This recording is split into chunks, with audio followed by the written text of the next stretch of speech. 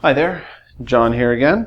Okay, so today I'm going to talk about some very common mistakes that not only people who are learning English make, but actually many native speakers make the same mistake. And this is, well, I've got would've, could've, should've. Okay, and I think this is the reason why they make this mistake is, well, would've is obviously would have, but it's contracted. But it sounds like sounds like would've. Okay, that's the sound of it. So could've. Okay, but that's just the sound. We never write that. That doesn't make any sense.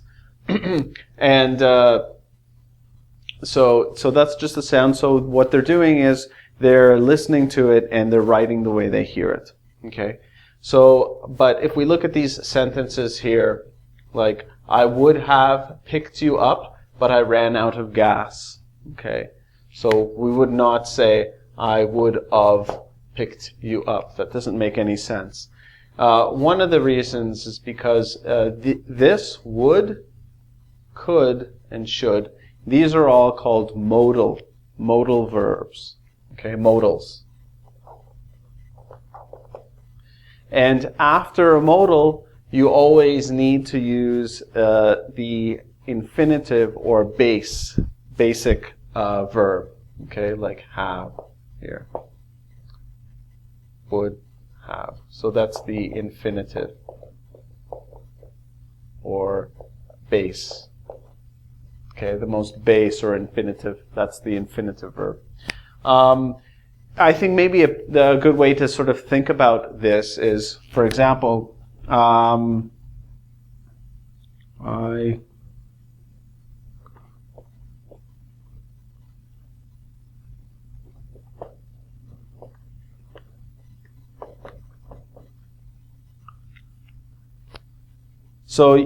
example, if you look at this, I could of chocolate, well, that doesn't make any sense. How can you could of chocolate? What do you do with chocolate? There's only one thing that you can do with chocolate. Yeah, exactly. Eat it. Okay?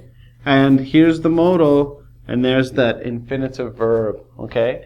So, but usually, so this is the mistake that people often make, and that's just because they're listening and they're writing the way they hear it. Very common mistake. Don't worry if you made it, but now you know that it's have, not of. Okay, so I hope you enjoyed this video, and if you want to see more great videos like this, just go to engvid.com. That's engvid.com.